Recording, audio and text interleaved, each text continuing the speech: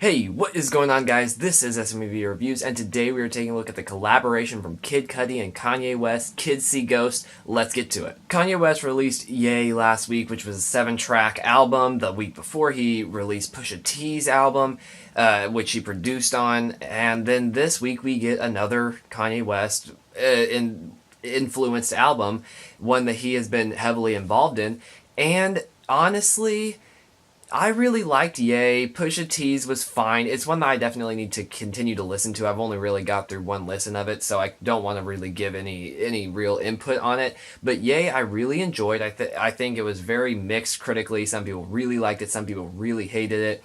But I was one that really did like it. And then we got this. And I don't mind Kids See Ghosts. It's not bad by any means. But it's just different, and it's not really good different. It's really dark. That's one thing that really is to note about this, is how dark the tone of this album is. When with Ye, we had a pretty happy and uplifting overall tone. This is very dark, especially the title track, Kids See Ghosts, is very dark. The synth tones are very drippy, and it just, it gives the imagery of like being in a cave that's got some water dripping. It's dark, it's ominous, and honestly, I think that there are times that it works, and I think Kid Cudi's vocals are probably better with that dark tone, so I see why the choice was made. That being said, I also feel Kanye West is better with the happier tone. Fire is an excellent example of when Kid Cudi's vocals sound much better with the darker tone. It's a darker tone, and he gets multi-track near the end. And while it's probably not one of my favorite songs, it's rather boring and forgettable.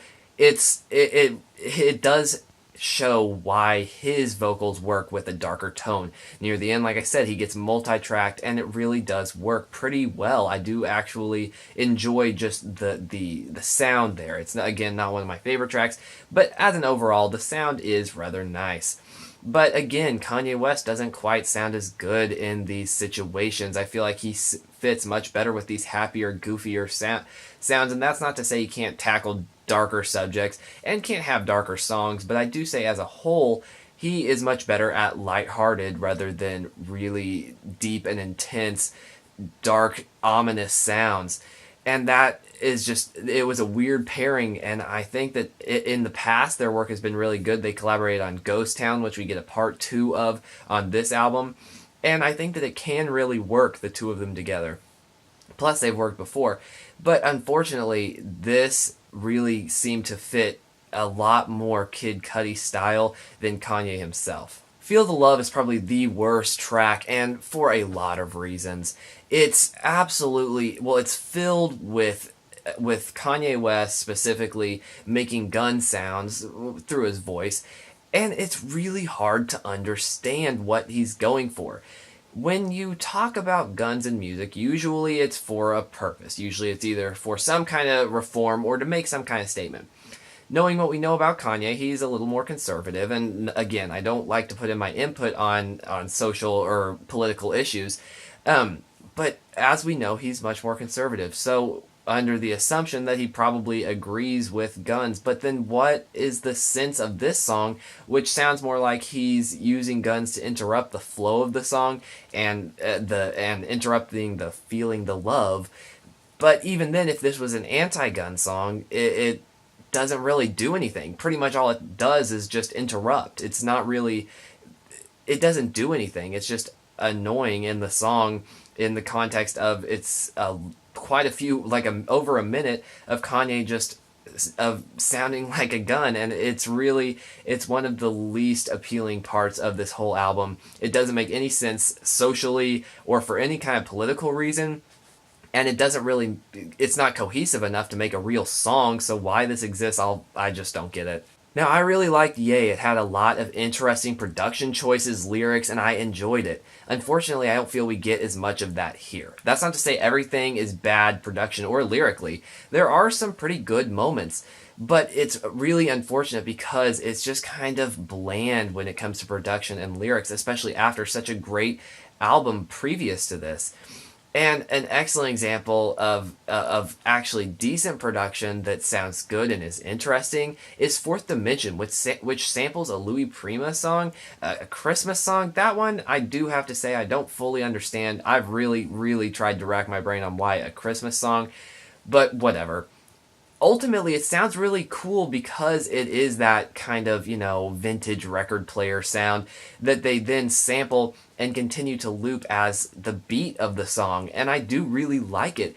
It's not there for necessarily a purpose more than the sound, because really this the actual lyrics of the song don't necessarily have anything to do with Santa or Christmas.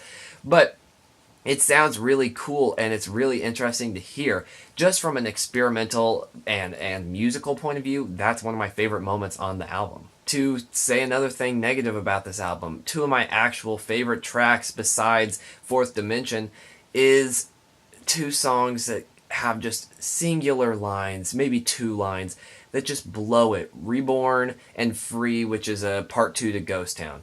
Again, I loved Ghost Town in Yay, and I still do like this. But in both songs, it's pretty much, at least for a line or two lines, it's kind of Kanye just saying, yeah, it's not my problem, it's not my fault I said these things. He either blames it on something out of his control, or blames it on the media or the public on blowing up about what he said about everything. I mean, specifically, obviously, the slavery comments. And I just hate that because from a personal point of view and just from a critical point of view, it's just him saying, it's not my fault, and not taking responsibility for his actions. That's not to say that he can't be legitimate in saying this, because while maybe that comment it is not a specific example of unjust blowing up, in the media, there's tons of things tons of entertainers whose words will get twisted and used to make them look bad. I totally get that, but it really does just come off as him trying to accept no blame for his actions when he obviously is at fault. Besides that, both of these songs are really good. They're a little more upbeat. They're much more enjoyable, and Kanye sounds to be having fun. Especially on Reborn, Kid Cudi talks a lot about talking to God and trying to get God's help with his mental illness. And honestly, it's a really touching moment for Kid Cudi, and it really works.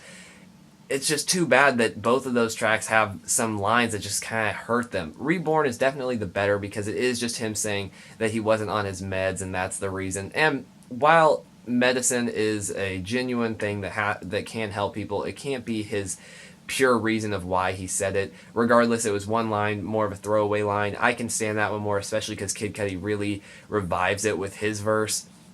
Unfortunately, it's harder for the part 2 of Ghost Town, though it's still probably one of the better tracks on this album.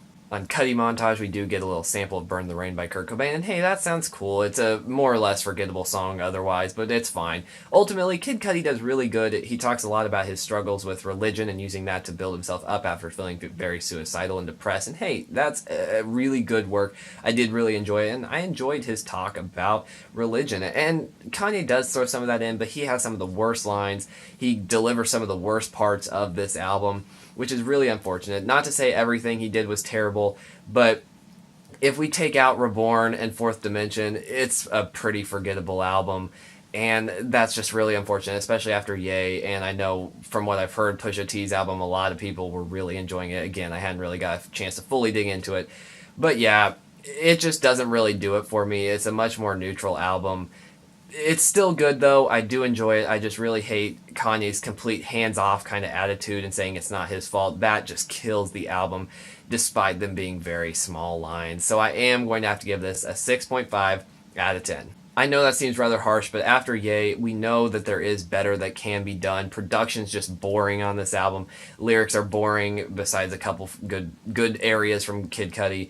Music's boring. It's just not really there, and along with Kanye just trying to blame everything on other people, yeah, it's not worth it, not like Ye was, and I know it's just not quite as good. But what did you guys think? Please let me know down below. Also, is there any upcoming albums you'd like me to check out, or anything I can do to improve the quality of my videos? Besides that, thank you guys so much for watching this. It really does mean a lot to me. I love making these videos, and I love it when you guys watch. Also, check out my Twitter, link in the description. Besides that, I'll see you guys later.